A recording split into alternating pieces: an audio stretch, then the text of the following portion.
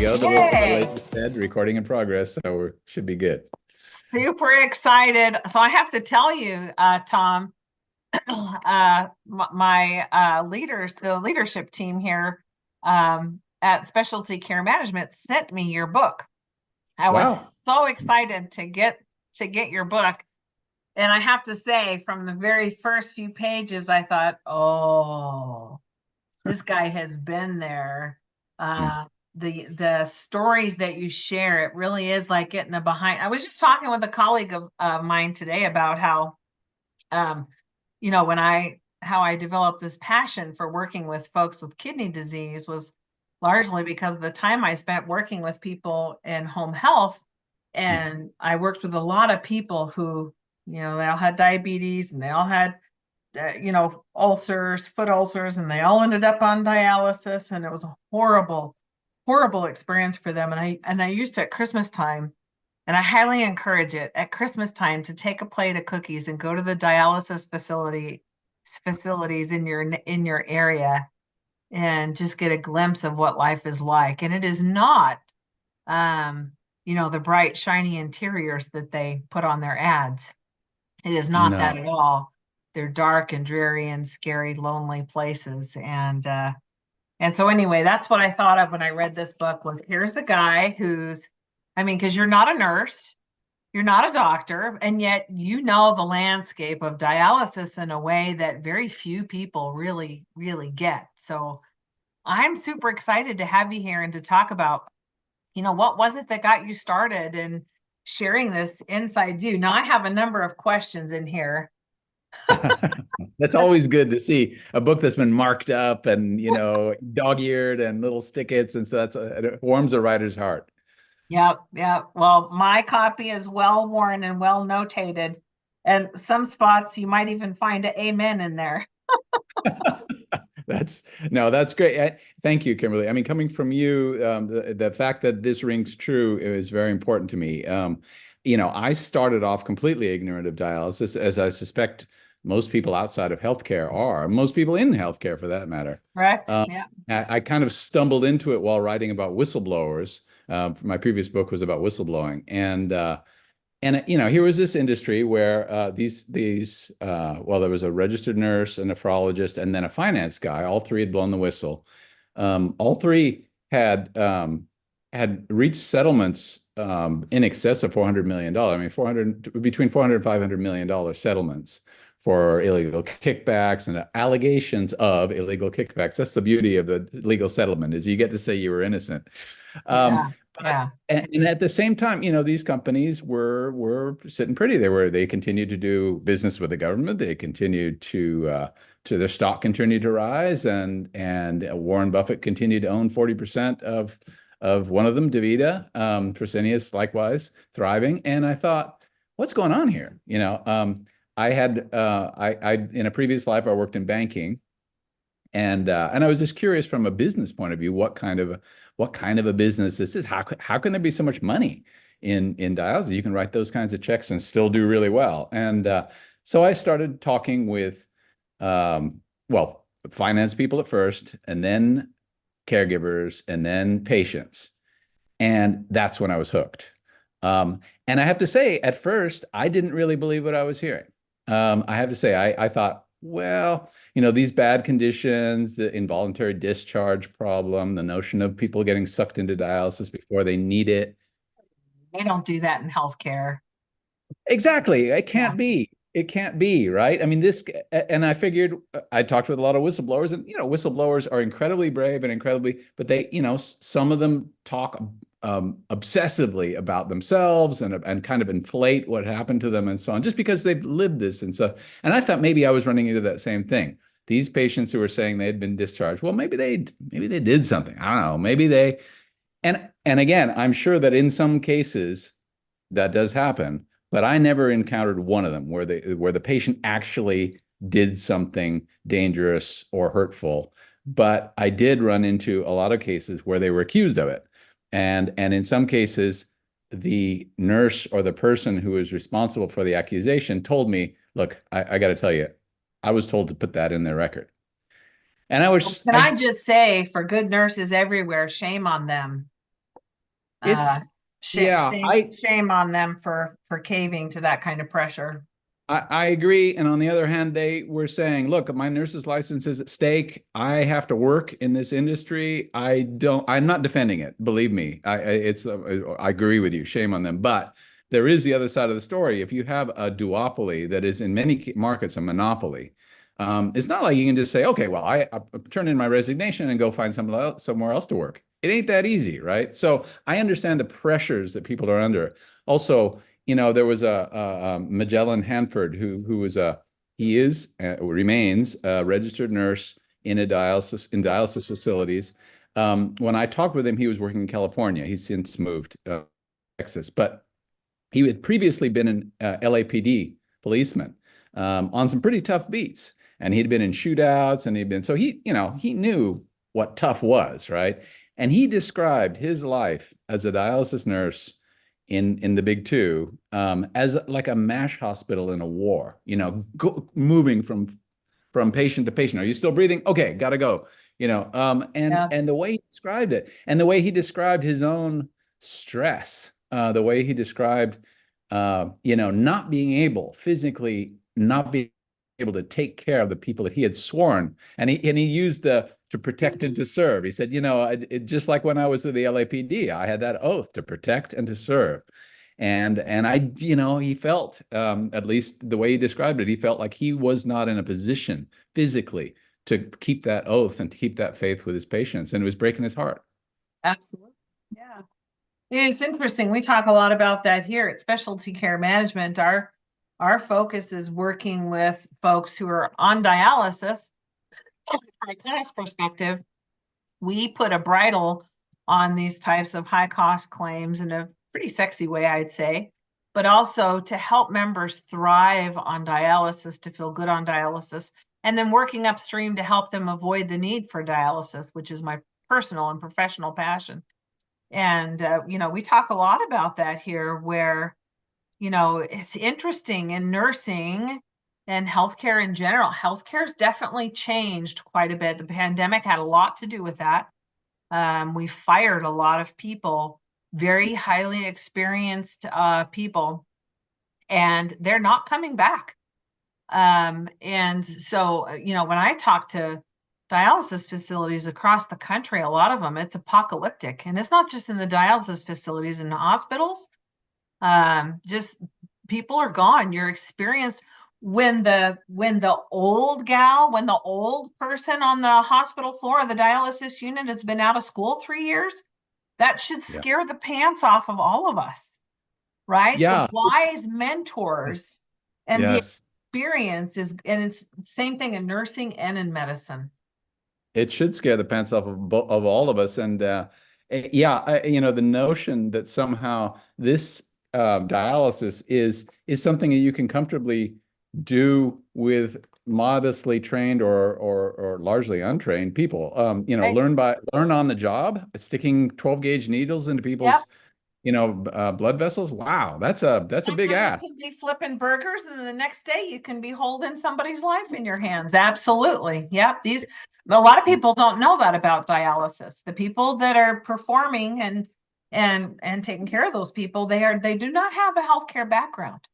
No, it's alarming, and I've read some 911 logs from clinics in California where it's heartbreaking to hear the conversations. The person in the clinic says he's not responding, he's not breathing, and the 911 sort of perform CPR, and the person in the clinic says, I don't know how, and we don't have crash charts, carts, we don't have.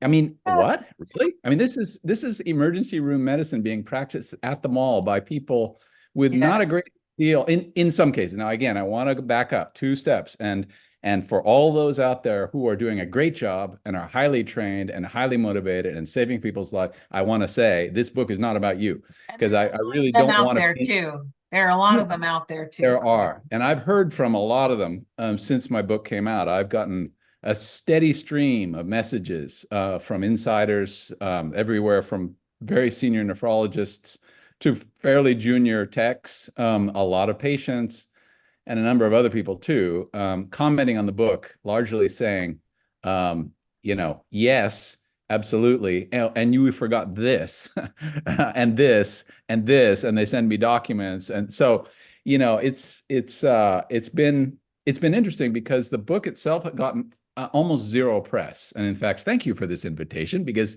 you were one of very few who has asked me for an interview.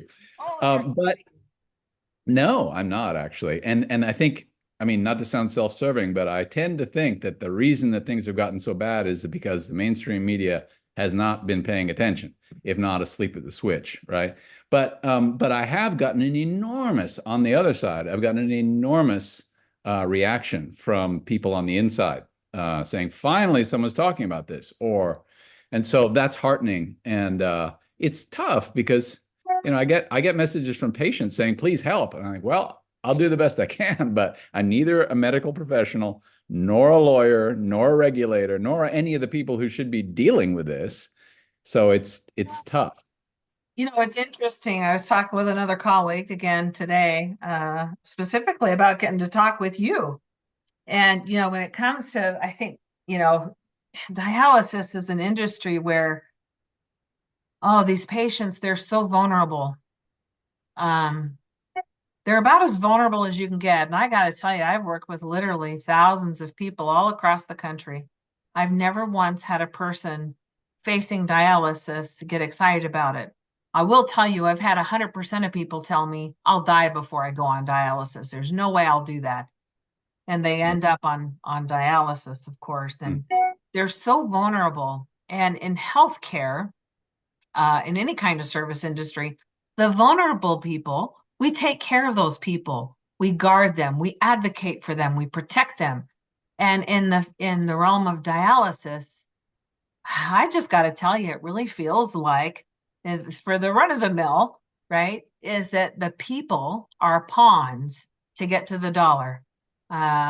Patients are just little pieces on this chessboard. We move around because that's how you get to the dollar bill. By the way, so are nurses and doctors anymore today. We are the Exactly. pawns to how you get to the you move these people around the board until you get to the dollar. Yeah, And I've talked in my previous book on whistleblowing. I talked with some doctors who were in the profession when the first finance people became CEOs of hospitals. So it tells you it's a while ago, right? And they were like, "Wait a minute, that doesn't make any sense. It's like, I don't know, a baker flying a 747. How can that be? Well, guess what? It doesn't make any sense, but that's what we've done. And the finance people are sitting pretty, but the rest of us, including, as you say, the doctors, the nurses, the staff, they're just being wrung out, and that is just wrong. And it's such that, coming from small town, so I'm a small town North Idaho girl. And I know you run in a similar circle up there in North Idaho, Absolutely. Spokane, Spirit Lake. Coeur Absolutely. d'Alene. Spokane, Spirit Oh, Lake. That's right. Yeah. you Yeah. stole my heart. Well, I've seen, when you have a small, mid-size employer in a Mm. community and they have a person or two that goes to dialysis, it can cripple their health, the benefits for the whole company. I've seen it close doors. And that doesn't just impact the member who was covered by that plan. It affects everybody in the company. And I'll even say it impacts the entire community suffers because of it.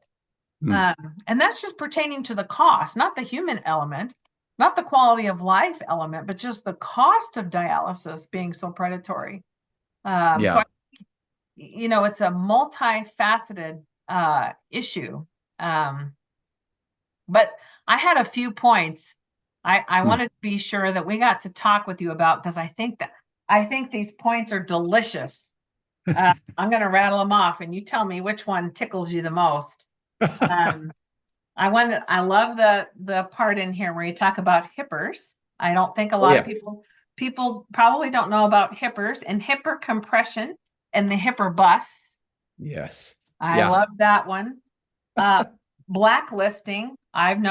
I've known people personally, patients personally, who've been blacklisted for simply making a complaint. Even today, even in this day. Let's see. Of course, everybody always asks about the American Kidney Fund. That's a good one. I like also in there how you point about how in the United States we have only 1.9% of folks on dialysis or on home dialysis. And I would like some time to talk about why that's significant. Strategic lab draws. Hmm. Oh boy. That was new You've to gotten me. all the you picked out every single one of these, Kimberly. I All the love it. lists I like the section in here about the QIP score, Yeah. 5-star seasons. I love that. And of course, if anybody's watched John Oliver, I share that clip every year. But the whole Musketeer skit, I'd love to talk about the behind the scenes, what drove that, because you really delve into detail there. And then I'd love to, in the face of value-based care, I think you also bring up an interesting point in here where you talk about joint ventures, the whole Hmm. anti-kickback statutes. And now in the face of value-based care, we're finding some physicians are coming back and arguing, well, it makes sense that physicians own dialysis facilities so we can control quality. So you've got two sides here, go back and forth. It's funny how we teeter-totter back and forth the same issues. I think that's a good one. The buying and selling of facilities. That again got me thinking people are just the pawn to get to the dollar. Oh, and then the wrong to right commandments. Holy heck. Not leaving a paper trail. I don't know if I've given you enough meat. Well, how many weeks do you have here? It Right? took me I don't years to know. write the We book. can So. carry this on for a while. And all of this stuff, if people have not read this book, it is absolutely worth a read because you talk about all of this meat in here. It's definitely eye-opening. But pick a topic that's juiciest. Let's go. Well, I tell you, I mean, the hipper business was a striking thing for me. And basically the concept is, look, there are two kinds of patients. And this is very generalized. There are patients that are government insured, so Medicare, Medicaid, TRICARE, et cetera. And then there are privately insured patients. And privately insured patients make vastly more for dialysis companies than the publicly insured patients. Now, first of all, I should say that as with this point, so with almost everything in my book, when I shared my statements with the big companies, they disagreed strongly. They disagreed, and their lawyers disagreed strongly with everything I said. It was all full of baloney. I was actually flattered that one of the CEO of one of the companies wrote a letter to all of the teammates saying, "There's a book coming out. It's full of lies." He didn't mention the title. And I got several one-star reviews, baloney, and other slightly saltier language on Amazon before the book was even available. So I thought, wow, these people, they really do follow the dog whistle, right? I think you said, you're on the right track when you're pissing off the right people. Yeah, well, that's fair enough. I mean, if he thought it worth his while to write that letter, it meant that I hit a few points. But anyway, coming back to private and public patients, in theory, right, one should treat all patients the same, but in practice, ones that are valued at 3 to 10 times more, guess who gets the red carpet treatment? I'll let you guess, right? The problem is that that it causes a two-tier system, and certain people are second-class citizens. They don't get the red carpet treatment, and when they complain, I talked with several patients who were medical professionals, several patients who were registered nurses, so they know about sterile procedure, and they see a tech getting ready to put these needles into their fistula, and they haven't even washed their hands, and they say, "Excuse me, Or drop it please on the wash your floor hands." and pick it back up. I've heard that too. Oh my word. Yeah, I mean, the mind boggles. But in and just making a simple statement like that, these people were on Medicare or Medicaid, and they were no longer they were persona non grata in their facilities, and in some cases continued to the point where they were involuntarily discharged. Yeah. Now, that for me, I mean, just thinking about that again, that's one of those things that took me a long time in this research process to believe that in America today, people on dialysis, which, as you quite rightly point out, are some of the most vulnerable people, could be involuntarily discharged and subsequently blackballed in other facilities in the area, because, well, Because they made because a valid complaint. they spoke up. Maybe, so, okay. So I began to see that there were certain people who were on power trips, but mostly it was because Everyone is overworked. Everyone's stressed out. The patients are super sick. They're feeling bad because they're getting this high pressure, high speed, short duration dialysis. So they're feeling horrible. You put these people together, there's going to be tension. There's going to be friction. And if there is a possibility, if the option even exists for involuntary discharge, some people will take it. And it doesn't necessarily, I mean, it sounds inhuman, and I think it is ultimately, but I think what's inhuman is the system in which people are put and the ability to be able to say, okay, you're gone. And that is, for me, coming from a business background, that's about business culture.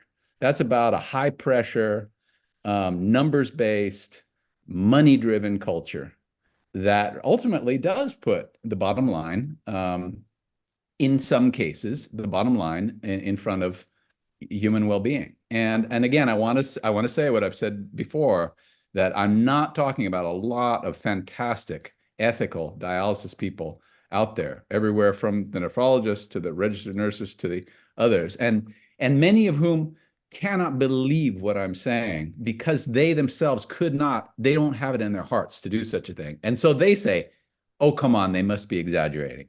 Or, oh, there is a troublesome patient every once in a while. And I say, oh, really? Have you seen one?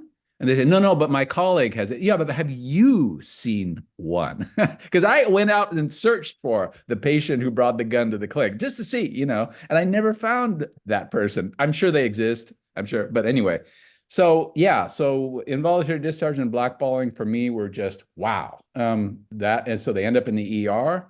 The ER docs are furious about this. I've gotten a number of messages from ER docs as well saying, you're right. And why do we have these people in our ER? This is a crazy. They can't get dialysis anywhere else. And how long are they going to live? And what's their quality of life on 1 time a week kind of dialysis? Right. No, exactly. I spent 3 days with a dialysis patient who had been terminated in San Jose, California. And he could only dialyze in the ER. And he would go in, we'd get up at some ungodly hour of the morning. Wait. And to go and wait, and they take his blood sample, draws blood, and come back and say, I'm sorry, your potassium isn't high enough for us to dialyze you yet. You're not quite dead enough yet. I mean, they didn't say that, but that was the implication. Yeah.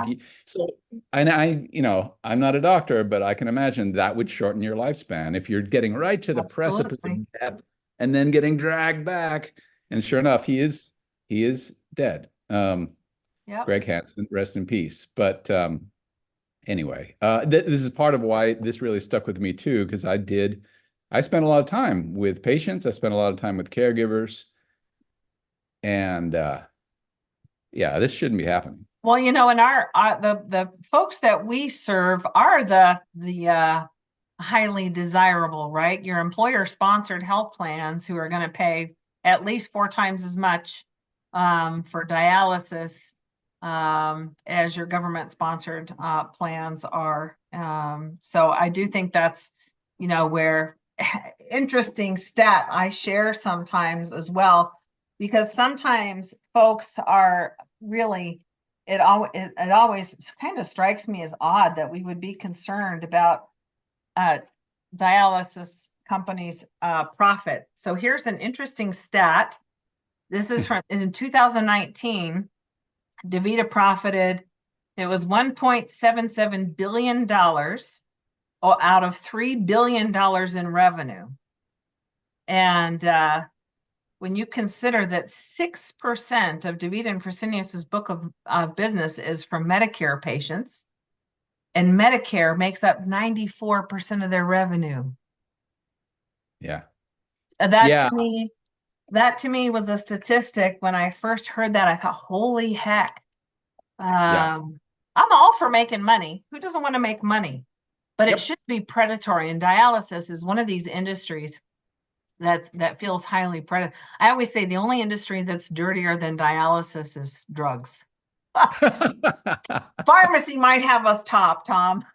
Oh, I thought you were talking about the cartels. Well, maybe it's the same thing. Yeah. Oh, maybe it's the same. Yeah. No, it is problematic. And again, I know how when you put business school people in charge of very delicate medical procedures, they feel good at the end of the day. They're doing what they have been taught to do, which is maximize returns Maximize for profit. shareholders. Yep. Yeah, and that's kind of a religion for business people, and but it ends up producing really bad results on the at the It's sharp not end of the needle. it's not a bad thing to make money. Um, it's a bad thing when we're making a profit at the expense of, businesses that make a profit. Typically, in most businesses, we make a profit by creating something of value that has a meaning and a benefit for a lot of other people. Dialysis Exactly. absolutely does. You Oh can my see gosh. your grandkids grow up, and you can watch your kids get married, and you can live. Um, but the cost sometimes is so hard. So we talked a little bit about hippers. These are your high income producing patients, your high revenue patients. What about hipper compression and hipper bust? Well, these are things that a whistleblower, one of the whistleblowers I talked with, David Barbetta, explained to me in detail, and he brought a very successful lawsuit against DaVita for alleged kickbacks and other things. And again, this is all allegations because it was settled. So it was settled for just north of $400 million. So I'm assuming that there's some truth to what was going on. But in any case, David Barbetta worked in the finance department, in the mergers and acquisitions department, and he described ways in which, according to him, it was possible to adjust the valuation of dialysis facilities depending on whether you wanted to have a high number or a low number. So if you wanted to, let's say, favor a doctor whose practice you wanted to buy with a high valuation for pay that person, and presumably the idea goes that you were paying them ultimately for referrals. Now, I don't know whether that was the case. That was alleged by David Barbetta and his lawyer and by the U.S. government, but it was settled, so we don't know. But the idea is that would be, if it were the case, a form of a kickback. You're paying someone for future patient referrals, which is illegal. But the notion that you could hipper compression is you make it smaller, and hipper bus is you make the number of high income patients in your facility artificially small. And hipper bus is you imagine a big Greyhound bus pulling Oh, up in front of your facility, full of high value patients, and they all come in and sit down in the chairs, and there you go. You've gotten a huge bump to your income, and that's fanciful, mystical thinking, accounting that actually should not be used in a serious valuation. But that's what hipper compression and hipper bus, as I understand them, were in that lawsuit. interesting. And especially, the whole concept that you talk about and the joint venture and the buying and selling of facilities and the strategy behind that in terms of a profiteering here, really got me thinking about kind of a little bit of the environment that I think that, I don't know, the cynic in me, she's in here. I like to keep her back here in the back. But that I She'll worry speak about up that we're now and not then. heading to under the guise of value-based care. Um, I don't know, value-based care. I go round and round with that because it sounds really, really good. And I would like to believe in it, but there's still more money in putting people in a dialysis chair at Yeah, the end of the day. And the fact that we're going to give, there's this cynic in me. She doesn't come out very often. But you know, people don't make money when we get them off of insulin, right? Where's the money in helping people revert diabetes? Where's the money in helping to revert stages of kidney disease? Now, I will say we love to do that here at Specialty Care Management. And it's really fun to take somebody who comes in and they're sitting at CKD4 and you can help them bump up to a stage 3B or 3A. That's super exciting. And that juices me up like nobody's business. Um, but I just wonder if that's not, something that we should be careful of in this setting that we're in terms of value-based care. What are your thoughts on that? Well, I think you put your finger on it. I mean, what we're dealing with is perverse incentives, incentives to let people slide until they reach, as one person put it, the one medical professional put it, the precipice of death before you start treating them. And as you said earlier on, preventative medicine is the way to go here. Help people keep their kidneys, for goodness sake. They don't want to get on dialysis in the first place. Since I've published the book, I've met several people who are really stars in this. Dr. Catherine Tuttle out in Seattle, and sorry, in Spokane, at Providence Health in Spokane, is is a is a luminary in the field of the GLP-1 Yeah, receptor agonists and SGLT2 inhibitors yes. and Those are getting cenerimod. lots of press right now. They are the Yeah, black sheep in the industry right now because of their cost, but right. tremendous pleiotropic effects in terms of protecting hearts and kidneys. Yeah, and she was the head of the recent Ozempic trial that was interrupted because it was doing so well for kidney care, and they actually interrupted it because it was immoral not to give it to the control group. And on that day, DaVita's stock dropped something like 20%. Oh, I So read that. I did yeah, see I that. mean, Yes. it is if done right, and the big if, right? The big if done right, if used correctly, as Dr. Catherine Tuttle and others, many others, are counseling, this could be a game changer. This is a game changer. I mean, at Kidney Week this year, there was a huge amount of buzz around this that I'm told, I haven't been to Kidney Week very often, but I'm told was new, was special. And as you Ozempic's said, not cheap either. Ozempic no. is really crushing a lot of companies. Yeah, I mean, it's got to be, the fact is that it's being sold right for weight loss, isn't it? And that's the primary. So, we got to get the Elon Musks who are taking a little bit to look a little more svelte for Thanksgiving dinner. Forget about that stuff. I mean, this is where the federal government needs to come in and say, look, there are 37 odd million Americans with some level of kidney disease. Only 10% even know it. Step in, major, major, major program here to identify and treat with now the tools that we have, which we didn't have, what, 5, 10 years ago? Yeah, They didn't. yeah. So, Well, that, and we've had people because of the shortages of these drugs, we've had some folks who have an organ that doesn't work that really need this medication that yeah, can't get it. We've had some folks have to go back on multiple injections a day of insulin because they can't get it. oh, good That's Lord. Yeah, crazy to me. that's And crazy. what is Yeah. that when you think about the implications that's going to have in terms of being able to meet standards of care? These medications are part of the guideline for kidney disease management because of the protective effects, that the profound protective effects that it has, and people can't get them. So how is that gonna show up for us in terms of outcome? Yeah. Um, Yeah, just I mean, it's a good question. This is an opportunity for big pharma to really, really burnish its somewhat tarnished image and say, hey, these are the treatments for the masses. These are treatments that should be distributed in many low income and minority neighborhoods. I mean, these are life saving and game changing. our Um, highest risk populations. Yeah. Yes, high risk populations around the nation, and so this is something that should be a matter of federal policy and state policy. It seems to me, keeping those prices low and education, reaching out to people, and finding out that the 90% who don't even know that their kidneys are on the downslope, right? They got Well, to you're know. speaking my language. That's that's our passion here, saving kidneys. Absolutely. Well, it does Um, sound like care, health management has got its heart in the right place and its brains in the right place too.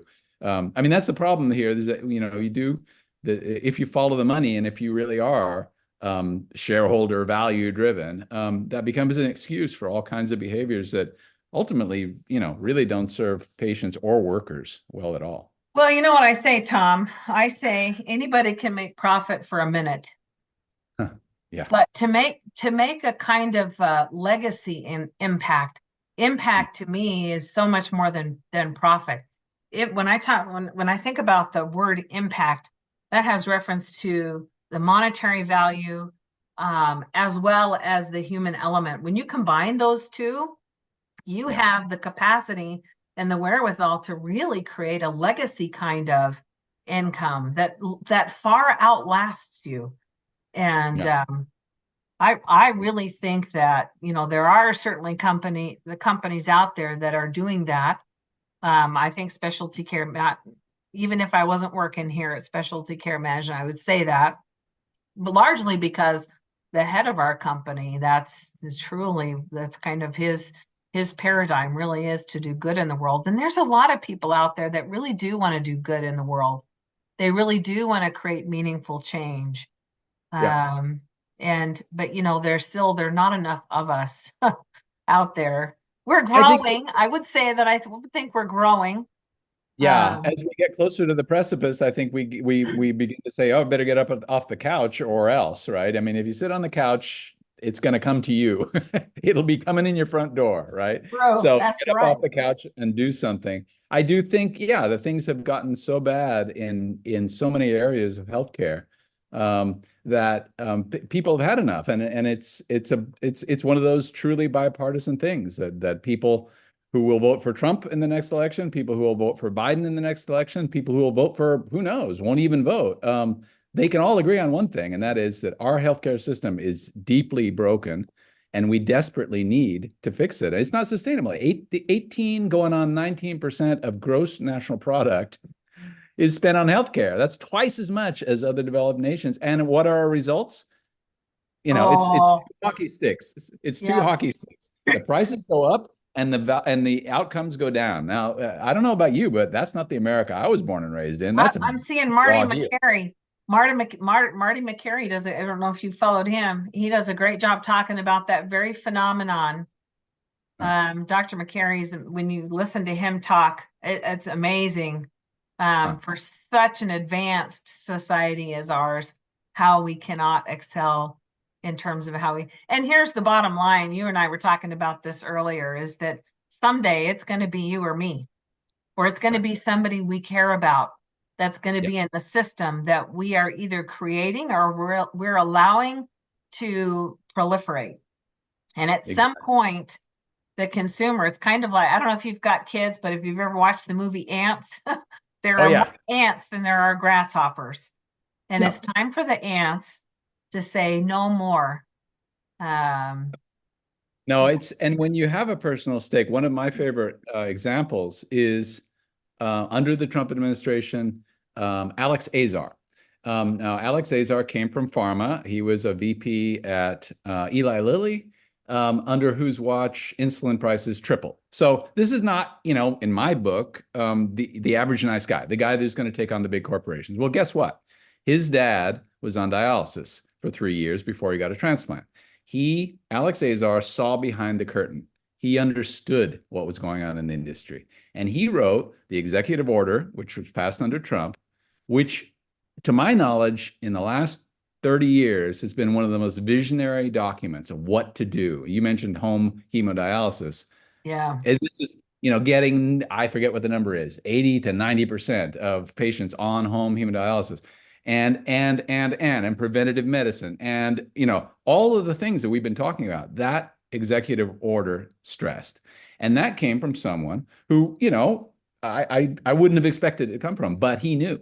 And so because that it hit fact that him personally. all that Yeah, personal link, I would give, I was going to say my left arm. I'm exaggerating. I would give a lot to have a list of the people in Congress who have relatives on dialysis. I would give a lot to have a list of the sports stars and actors and actresses and, Hollywood figures, who've been touched. celebrities, people who have a direct personal connection with dialysis. They're going to feel different, and they're going to Yep. get it in a way that that most people don't. And I didn't either before. I was driving by these mall and industrial park facilities with their fancy pastel facades and thinking, how nice, healthcare in the mall, wow. And I didn't realize what was going on behind the mirrored glass. Yeah, yeah. Well, Tom, I got to tell you, I could talk through every chapter in this book with you. But as we're running out of time, how do people get a hold of you if they have questions, if they want to know more? Certainly, I would encourage everybody to get a copy of Tom's book and not just read it, but really digest it, because it really will change how we look at one of the most predatory types of claims in our industry. But how do people get a hold of you if they have questions or want to talk to you more about? Yeah, I guess the easiest way is email.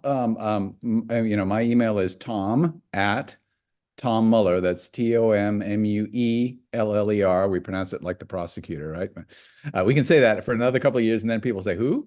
TomMueller.co. That's .co, not .com, because there's another long-suffering Tom Mueller out there who forwards me all the emails that come. Oh, So it's now you're Tom friends, right?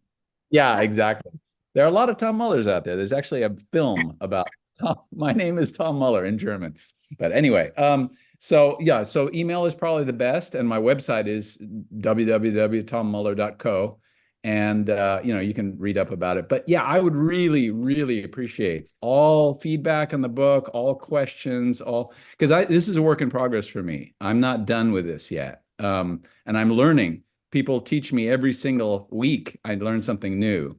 So I don't pretend to be a know-it-all, and people like you can really inform my understanding of this, and make it possible for you to do some good. Because ultimately, at the end of the day, if that book just sits on people's shelves and doesn't create some kind of positive change, then it's just a waste of a tree. I mean, it really isn't worth doing. That's kind of the way I feel.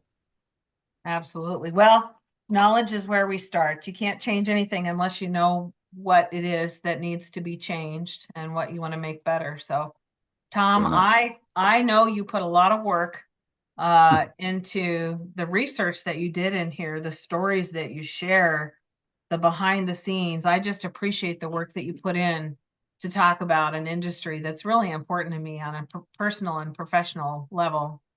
And just thank you. Appreciate that. And thanks for taking time to talk with us today. Thank you very much, Kimberly. And again, coming from a healthcare professional like yourself with a huge experience, that means a lot to me. I'll pay you later. All right. Well, are we off the hook?